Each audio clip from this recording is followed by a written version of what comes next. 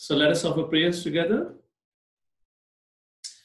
Om Ajnanathmirandasya Jnananjanashalakaya Chakshurunmilitam Yena Tasmai Shri Guruve Namaha. Nama Om Vishnupadaya Krishna Pristhaya Bhutale Srimate Bhaktivedanta Swami Niti Namini Namaste Saraswate Devi Gauravani Pracharine Nirvishesha Shunyavadi Pashyatay Deshatarine Shri Krishna Chaitanya Prabhu Nityananda Shri Advaita Gadadhar Shivasadi Gaur Bhaktavrinda. Everyone with their hands high up. Hare Krishna, Krishna Krishna, Hare Hare, Hare Ram, Ram Ram, Hare Hare. Hare Krishna, everyone. So we welcome you all for today's discussion. Just give me a quick second. Yes. So we're on the 8th episode or the 8th session of this particular series of Mahabharata that we have been discussing. And today we are still on Vana Parva, the third Parva of Mahabharata. And today we are going to see how and when Krishna visited Pandavas, what was the situation and circumstances. So yesterday we were discussing about the adventures of Bhima. We saw how Bhima, when Draupadi had asked for 1,000-petal lotus, he climbed up to the lands or up to the hill or up to the place of the Celestials, which Bhima was not supposed to go. But yet Bhima went because Draupadi asked. And then he got into the fight with the Celestials. There was a lot of conflict. Yudhishthira Maharaj came and he chastised Bhima. And Bhima said, okay, I will not do it again. And like that, they got the lotus and so forth, whatever the story. And then they left that place. They came back to Badrinath, and from there they went to the other side of Gandhamadhan Parvat to actually meet Kuvera. So when they reached there, they reached to the hermitage of Vishprava Muni or the Rishi, and he said, you cannot go up. Please stay in the ashram because the celestials would not like it. Yet Bhima, on the request of Draupadi, once again went up. He went up on the Gandhamadhan mountain, and again he got into a fight with so many hundreds and thousands of Yakshasas, the soldiers of Kuvera. He even got into the fight with the commander-in-chief of Kuver, whose name was Maniman. And there was a massive, massive fight in which Bhima single-handedly killed hundreds and thousands of Yakshas, and also the great commander-in-chief, Maniman. And when all the soldiers saw that the commander-in-chief has been killed, they went running to the palace and they went and informed Kuvera. Now, Kuvera was not happy what had happened before when Bhima had tried to take lotus from the lake of Kuvera. And while doing that, he had killed so many of the soldiers. Now again, Bhima came uninvited, and again he fought with the Yakshas and killed so many of these soldiers. And now the commander-in-chief, very powerful Maniman. So Kuvera became very upset. He ordered his charioteer to prepare his chariot, loaded with the weapons, got onto the chariot, and he flew and he came to the spot where Pandavas were there. So in the meantime, Yudhishthira Maharaj, along with Nakul, Sahadev, and Ghatotkacha have also reached the place. And Yudhishthira Maharaj once again chastised Bhima. And he said, if you have any regard for me, then do not commit such acts again. Bhima looked down in shame. It pained him to see his brother so upset. And then Kuvera came, and Yudhishthira Maharaj was scared that Kuvera would be very upset and he might punish Bhima, and along with Bhima, all of us. But when Kuvera came there, Kuvera, although was very angry, but when he came there, he got pacified. Hare Krishna. Is everything going on? I have enabled the chat. Is there something, because I see the kids raising their hands? I have enabled the chat in case if there is something you want to say. Okay, no, all right. Because some of you are raising the hand, so I was wondering. All right. So Kubera came there and he saw Yudhishthira Maharaj. And as soon as he saw Yudhishthira Maharaj, he became pacified. And he thought, oh, after all, Yudhishthira, Bhima, Arjun, Nakul, Sahadev, they are the sons of the gods who have appeared on planet Earth to do the task of the god. Now, what is the task of the god? That will speak tomorrow. So all the Pandavas were sons of different devatas who had actually appeared on the earth to fulfill the task of devata. And what is the task? We'll talk tomorrow when we discuss about Duryodhan. When Duryodhan along with his party comes to meet Pandavas in the forest just to tease them, and there Duryodhan gets into the fight with Gandharvas. So we'll speak about that incident tomorrow. So Kubera said, okay, well, they're the sons of the gods. They have actually appeared on the earth to do the task of a god. And no wonder that's the reason Bhima was able to kill Maniman. Otherwise, somebody from the planet Earth, a mortal being, cannot kill the celestials. It's not possible. And then Kubera came down, Yudhishthira Maharaj asked for forgiveness. And then Kubera said, Yudhishthira, don't worry. I have not taken any offense, because what has happened with Maniman was already foretold long ago. Maniman had actually spitted on the head of Agastya Muni, the great sage. And that time Agastya Muni had cursed Maniman that you will be killed by a mortal being. So what had happened today is nothing but the curse of Agastya Muni had got fulfilled. So don't worry, I'm not upset with Bhima or with you. However, I warn you, and I want to warn Bhima. You should ensure, oh Yudhishthira Maharaj, you should ensure that your brother does not give way to rashness too often. If you do not check his impulsiveness, it will sooner or later bring you trouble. In other words, Kubera said that you should try to control Bhima's passion.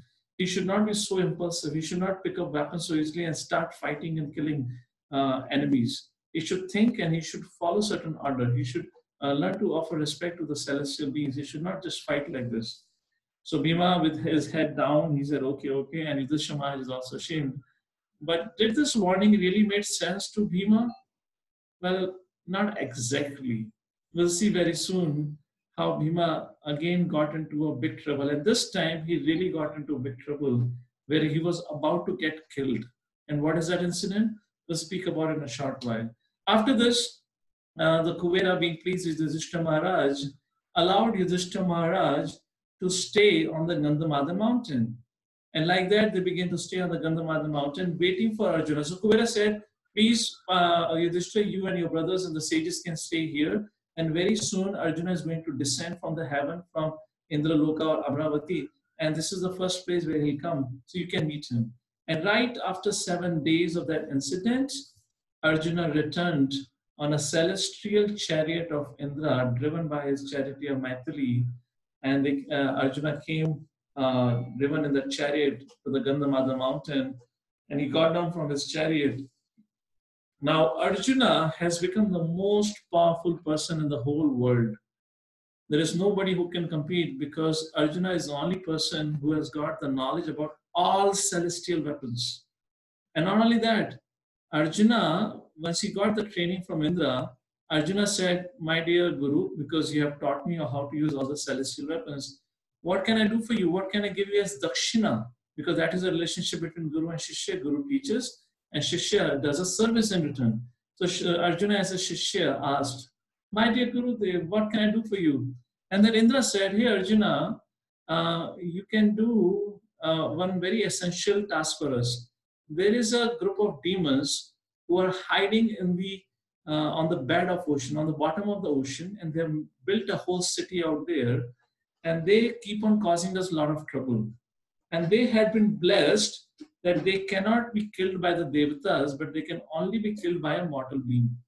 And Arjuna, it is you who is qualified to go and kill them. So I want you to go and fight with this whole demonic race and go and kill them. So Arjuna single-handedly, driven by his chariot, driven by Maithili, went and killed the whole demonic race.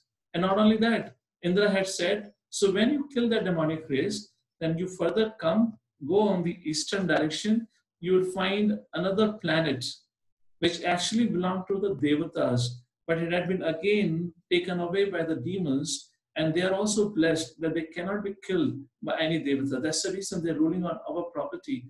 Please get the property back from the demons. Again, Arjuna went and killed the second set of very, very powerful demons.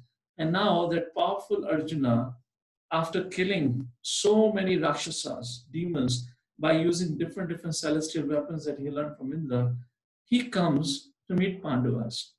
Now, the other four Pandavas, in one sense, are not in comparison to the strength of Arjuna. Yudhishthira Maharaj, Nakul Sahadev, of course not. Of course, Bhima has some strength because he has been blessed by the strength of 10,000 elephants, but still, Bhima doesn't have any celestial weapon. So what happens generally when we get a lot of accomplishments? Generally, when we get a lot of accomplishments, when we get a lot of success, we tend to become proud of our accomplishments. And when we become proud of our accomplishment, then we do not give respect to others. Arjuna, who deserves to be proud of his accomplishments, yet look at the beauty of Arjuna's character. When Arjuna came down, when he climbed down the chariot of Indra, when he came down on Gandhamadhan mountain, and when he saw the Pandavas, with all humility, Arjuna went and touched the feet of Yudhishthira Maharaj. And then he touched the feet of Bhimasen, because both Yudhishthira and Bhima were elder to Arjuna. And then he went and embraced Nakul and Sahadev. So Nakul and Sahadev came and touched the feet of Arjuna, and then he embraced Nakul and Sahadev. So this is why Krishna, chose Arjuna particularly to speak Bhagavad Gita. He was highly cultured and he was totally non-envious. That we'll see time and again in his different interactions. So like this, Yudhishthira Maharaj, again and again embraced Arjuna. He cried his tears. And of course, Draupadi was there, so happy to see Arjuna after so long. Arjuna had been away for total 5 years. And all the other Pandava brothers and Draupadi had been living in separation of Arjuna. So Yudhishthira Maharaj asked many things from Arjuna. What happened?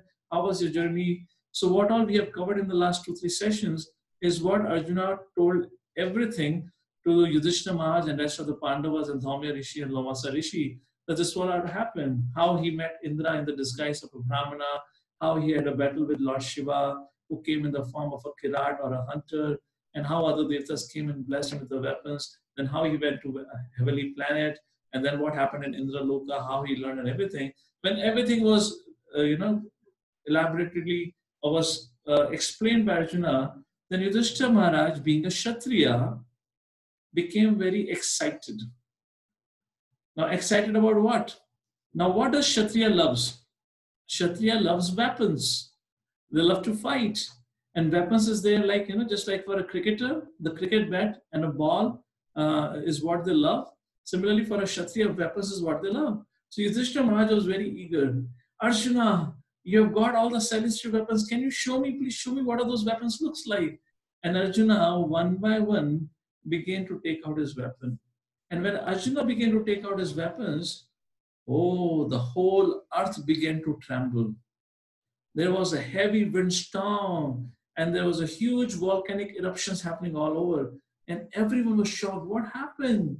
And then suddenly Brahma, along with Narada and every other Devata appeared in the sky. And then Lord Brahma came down and he told Arjuna, hey Arjuna, please do not use your weapons, the celestial weapons, the knowledge which is given to you for trivial purposes. These weapons are so powerful that it can destroy the whole universe. You should be very, very careful to use these weapons or call upon these weapons only when you have to fight with a very powerful enemies. Otherwise, never ever use this call upon these weapons. So in those days, how they would call upon the weapons? So in those days, they will have a mantra and they will chant the mantra. When they will chant the mantra, that particular weapon will appear.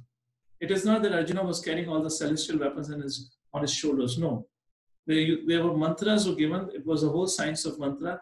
Chant the sound vibration and suddenly a weapon will appear. And similarly, the sound vibration is very much valid today. What our Hare Krishna Maha Mantra is also one such sound vibration. It is not a material sound vibration. In fact, it is a spiritual sound vibration. Srila Prabhupada taught us when we chant Hare Krishna Mahamantra, we are in association with the Supreme Personality of Godhead. However, because we chant, there are offenses, there are mistakes in our chanting, so we are not able to perceive the presence of the Lord. But when we continuously, regularly, systematically chant or learn the art of chanting Hare Krishna Mahamantra, sooner or later in this life, we'll be able to perceive the presence of Lord. In fact, scripture says the holy name of the Lord are not different than the Lord. Being in association of the Lord is as equal to being in the association of the holy names of the Lord. And that is the power of mantras. Hare Krishna Mahamantra is, of course, is a spiritual sound vibration. So like that, Arjuna would, whenever he needed to call upon, invoke a particular celestial weapon, he'll call that mantra and the weapon would appear. So Brahma instructing Arjuna not to use it like this. Do not bring out or call upon the weapons unless you have to use it on an enemy. By instructing like this, Yudhishthira Maharaj and all the Pandava brothers agreed, offered their respects to Brahmadev. Brahma, along with Narada and all other devtas and sages, disappeared. They went back to their abode. And after that, the Pandavas continued to live on the Gandhamadhan mountain or the abode of Kuvera for a total of 4 years. For a total of 4 years. So like this, they have spent almost 10 to 11 years, almost close to 10 plus years they have spent, like when they finish the 4 years span of time. So after living for 4 years on the Kailash, on the Gandhamadhan mountain, one day Arjuna and Bhima decided to go and approach Yudhishthira Maharaj. So Arjuna and Bhima one day, after living for 4 years on a very beautiful celestial abode called as Gandhamadhan mountain of the Parvat, then they approached Yudhishthira Maharaj and they said, hey Yudhishthira Maharaj, we have lived here on this place for a long time and now we want to return back to earth. Yudhishthira Maharaj, what happened? We still have 2 years to go in our in our exile, and then we have 1 year when we have to go down to earth and hide somewhere. Why you want to go now? And then Bhima and both Arjuna said, my dear brother, we both are determined. We want to punish Duryodhan and his brothers and the Kauravas. But because we have been living in such a comfortable and such a pleasure groves of this mountain, of this abode of Kuvera, actually we are losing enthusiasm to fight back with Kauravas and take our rightful kingdom. In other words, we are losing our determination and we don't want to lose our determination. So we want to go back to earth so that we can every single day remember their misdeeds to us and we can take our revenge back. So that time Yudhishthira Maharaj said, yes, what you're saying is correct. I'm also thinking by living here, the life is so wonderful that we have forgotten what Kauravas did to us. So like that, they all decided to descend back. And when they descended, they came to a particular place from where they actually started for the celestial abode. Does anyone know what is this place? And this place, they keep revisiting again and again. What is the name of this place where they came? Yes, this is Badrinath. And from Badrinath is the time when they had gone up Bhima had gone up to get the lotus and they came back, and then from Badrinath again they traveled on the other side of the Gandhamadhan mountain, crossing the Kailash and other Parvas, and then they had reached the celestial abode. And once again Pandavas will return back to Badrinath, and that is when they have given up their kingdom and they have announced Parikshit Maharaj as a king. Again they will come, and from Badrinath they will walk ahead to what they call as Swargarohan, from where they ascended to heaven again. So Badrinath, very, very interesting and beautiful place. So they came back to Badrinath again, and they lived there for almost 7 days under the shelter of the sages. And then they began to climb down. They descended to earth. And like this, they continued climbing down. And then they found a particular forest, a beautiful forest. There was a monastery, and they decided to stay back there. Now, adventures of Bhima continues.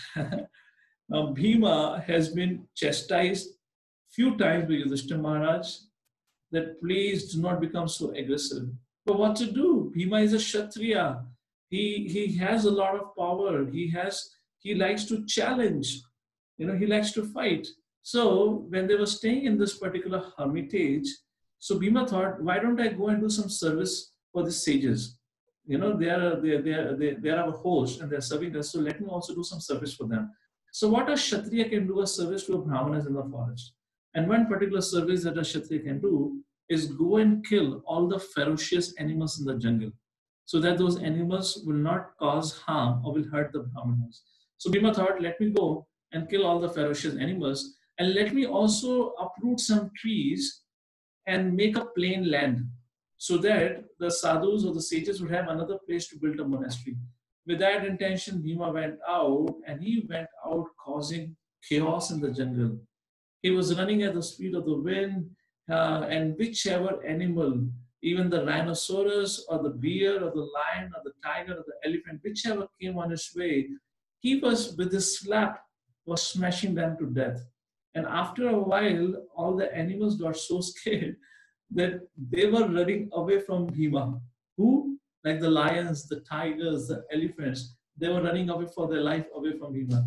And Bhima was uprooting trees from the ground to make a plain area so that the Brahmanas can set up their monastery and they have their place to do their worship and yajna. When Bhima was so passionate that time doing all this thing, he at that point of time he heard a sound of loud hissing sound. And Bhima became alert. He said, oh, looks like there is some big snake. And he looked around. He didn't saw anything, but he saw a small creek or an upward hill. So he decided to climb up the hill. And he climbed in, and there he saw a cave. And right outside the cave, there was a huge snake whose slithered tongue were coming out and again licking at Bhima with his copper red eyes. He was hissing. And Bhima thought, oh really? The snake is threatening me? Iski itni himmat? And Bhima tried to attack the snake and he went near to the snake. As soon as he went near to the snake, the serpent immediately captured Bhima in his coil and he began to choke Bhima. And for the first time, Bhima in his life felt helpless. And Bhima felt that he's losing his strength. He's becoming weaker and weaker and weaker. And he tried his best. In fact, Bhima became unconscious. And the serpent continued to choke him. And after a few minutes, Bhima came back to his consciousness. And then he realized that this serpent is not an ordinary serpent. He has to be some celestial, some great serpent. Otherwise, how could Bhima, who has a strength of 10,000 elephants, could be defeated? So then he asked the serpent, who are you? Because you cannot be an ordinary one. Because I cannot lose strength, I'm losing my strength. So the snake spoke. The snake could speak a human language, and the snake said, yes, I am no ordinary snake. I was a great king before, but I had been cursed. And when I was cursed, I was told that whoever I capture, I would withdraw all their strength and they would be strengthless in my presence. And because of which you have become strengthless. And I am very hungry. I am going to eat you. So Bhima said, well, please try to understand. I have my brothers, I have my mother and sister. They need my help to win their kingdom back. Why don't you allow me to set me free? And I'll get you some other wild, ferocious animals for your dinner or the lunch. And the snake said, no, that is not possible. And this snake was none other than Nahusa. And who was Nahusa? Just quick second. There was supposed to be a slide, which is not there right now. Give me a quick second.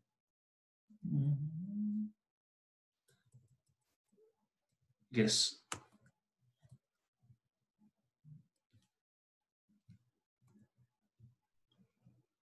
Hare Krishna. So just quick second. I had missed out one slide, so I just brought it back again.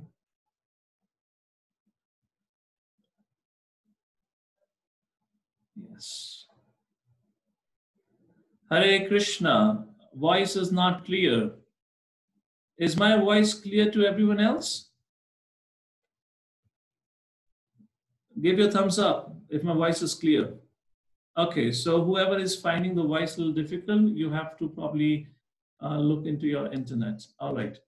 So in the meantime, so this great snake was, the great snake was there. And in the meantime, when the snake had caught hold of Bhima, Yudhishthira Maharaj, back in his camp, began to observe some ill omens. And Yudhishthira Maharaj was worried. Looks like somebody's life is in danger. You remember yesterday also Yudhishthira Maharaj saw some ill omens? Today also Yudhishthira Maharaj saw some ill omens. He came back again to the camp and began to count his brothers. Arjuna 1, Nakul, Sahadev 2, 3, Draupadi 4. Hey, wait a second. Where is number 1? Bhima. Bhima is again missing. Oh no, it must be because of Bhima. Some trouble is there again. And he looked here and there. Bhima is not to be found. And then somebody told him that they saw Bhima going into the forest. So Yudhishthira Maharaj told everyone, please, Arjuna, Nakul, Sahadev, you take care of the Draupadi and the sages. I will go and find out. And that's the time Yudhishthira Maharaj left to find out where is our Bhima.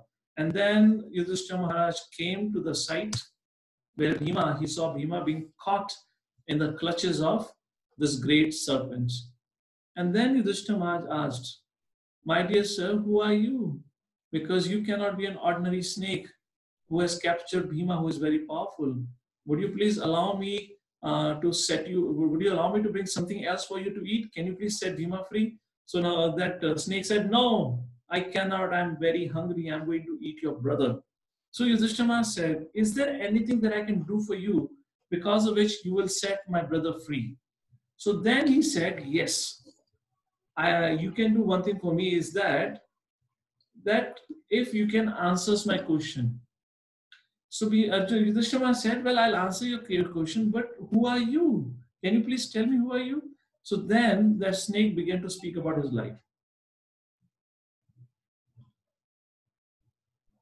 And the snake said, hey Yudhishthira Maharaj, I am none other than the great Nahusa.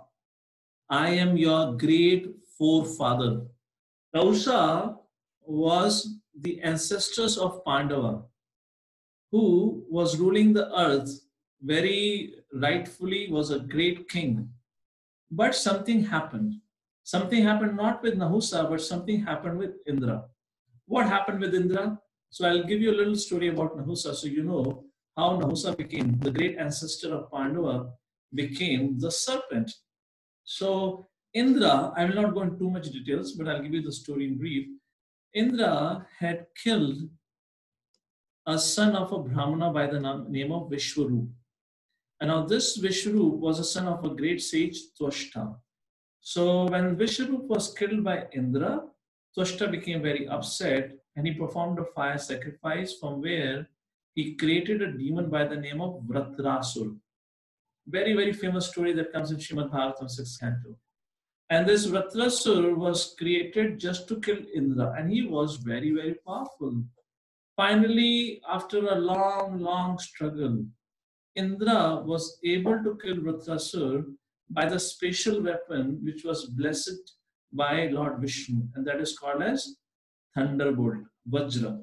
But because he killed Vratrasur, who was also a son of a Brahmana and also a great devotee, after killing Vratrasur, Indra became very morose. All other kings and sages were jubilant at the death of the Vratrasur, but Indra was very morose. Why Indra was morose? Because he knew he has performed a great sin and he will have to suffer the sinful reaction. And when he was thinking like this, and he looked behind and he saw a very old, sickly woman is chasing after Indra, and she was a personification of sin. She was a personality of sin. And she was a sin which Indra deserved because of his actions. So just to save himself from the sin which was chasing Indra, Indra went and took shelter in Mansarovar lake. This is the lake where Mother Lakshmi resides eternally. This is the abode, or this is the lake of Mother Lakshmi. And he went, took shelter of Mansarovar lake, thinking that Mother Lakshmi would protect him from this sin personality who was chasing Indra. And he went and took shelter into the fibers of a lotus flower growing at the bottom of the ocean, or the Mansarovar lake. So because Indra hid, he was not there to rule the kingdom, and he disappeared for 1,000 years. So the kings, the other devtas, not the king, the other devtas of the heaven began to think about well, our Indra has gone away. We have to find some other Indra. So just for your information, Indra is not a name of a person. Indra refers to a post. So now post of Indra is vacant because who actually was there on the post is hiding in Mansarovar lake performing tapasya to please Lord Vishnu. That time Vayu Devta along with Agni Devta recommended the name of King Nahusa, who was the ancestor of Pandavas. So like this, Vayu Devta, Agni and other sages, they all came to meet Nahusa and they tried to convince Nahusa to come and become the king, become the next king. So like this, Nahusa became the next king of the Devatas. He got onto the post of Indra and he became extremely powerful. Now so powerful that he can control all the Devatas, he can order all the sages. Although he ruled the kingdom of heaven very rightfully according to Dharma, but after some time, Nahusa became very proud because of his power. And when he became very proud because of his power, one day he looked at the wife of Indra, the previous Indra, and her name is Sachi, and he decided to get married to Sachi. When Sachi heard this, she became scared and she said to Nahusa, I cannot because I'm already married and my husband is alive. So Nahusa was so arrogant at that point of time because of the pride. He said, no, now I am the king Indra. You have to get married to me. And that's the time Mother Sachi went and took shelter of the Brahaspati, the guru of Devatas. So Brahaspati told Sachi that tell Nahusa that because you are a great queen, then he should come to receive you. Agree to his proposal of marriage, but he should come to receive you in a very special procession. And what is that procession? You should tell Nahusa that his palanquin must be driven by the 7 Saptarishis, the 7 sages. Nahusa said, yes, all are my servants. I will tell the great Agastya and all the great Bhardwaj Muni and all the great Saptarishis to carry my palanquin. And like that, the sages began to carry the palanquin of of Nahusa. Now, Agastya Muni, among all the other 6 sages, Agastya Muni is a little shorter in height. And because being short in height, he was walking a little slowly. And he was walking slowly, Nahusa was becoming restless. So Nahusa kicked on the head of Agastya Muni. And when he kicked on the head of Agastya Muni became very, very upset. And Agastya Muni turned behind and he looked at Nahusa and he said, Nahusa, Sarpa, Sarpa, Sarpa, which means you die and become a serpent.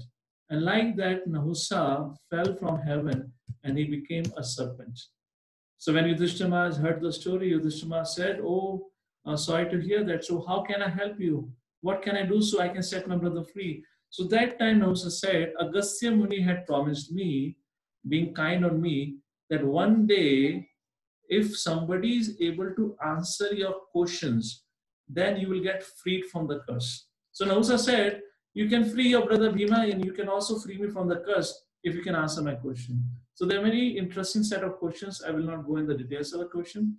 You're too young for that. So it's about philosophy, it's about karma and so forth. Nahusa asked the question and Yudhishthira Maharaj was able to answer every single question.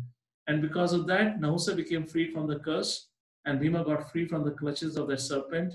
And like that, Nahusa went back to his original position and Bhima and Arjuna came back to the hermitage and Bhima very happily retold the whole story to all the Brahmanas. And when Brahmanas, particularly Dhaumya and other riches, heard it, they became very upset and they warned Bhima again. And Brahmanas chastised Bhima for his rashness in having challenged the serpent. And they all warned Bhima not to be foolish again. And like this, for the 3rd time, Bhima got chastised. He put his head down again and he said, yes, yes, I will try. But it is very difficult to change the nature. Nonetheless, after living in that hermitage for some time, then Pandavas came to Kamyaka forest. This is a forest where before going to the Himalayas, Krishna And Drishtadumna and all other relatives of Pandavas had come to meet them.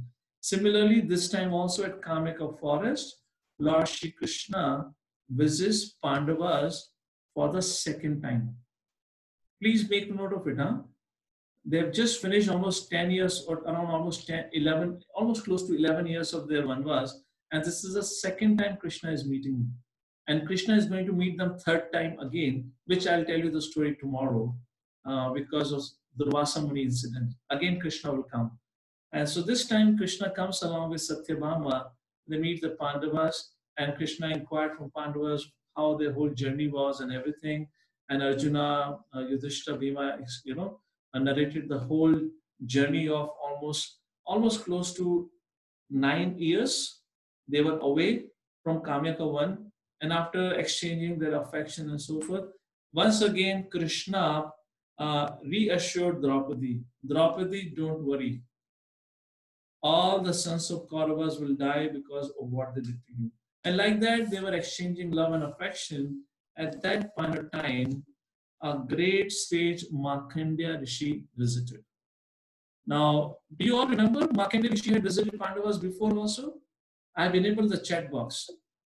What had happened when Markandeya Rishi had visited before? Markandeya Rishi had also visited Pandavas at Kamyaka 1. And when last time Markandeya Rishi had visited Pandavas, so looking at the situation of Yudhishthira Maharaj, Markandeya Rishi had smiled. And when Markandeya Rishi had smiled, then Yudhishthira Maharaj said, my dear great sage, why are you smiling at our condition? And then Markandeya Rishi said, hey Yudhishthira, I'm not smiling at your condition, but by listening your condition, I remember what had happened to Lord Ram. Because Markandeya Rishi does not die. He has got a boon. He can live as long as he wants.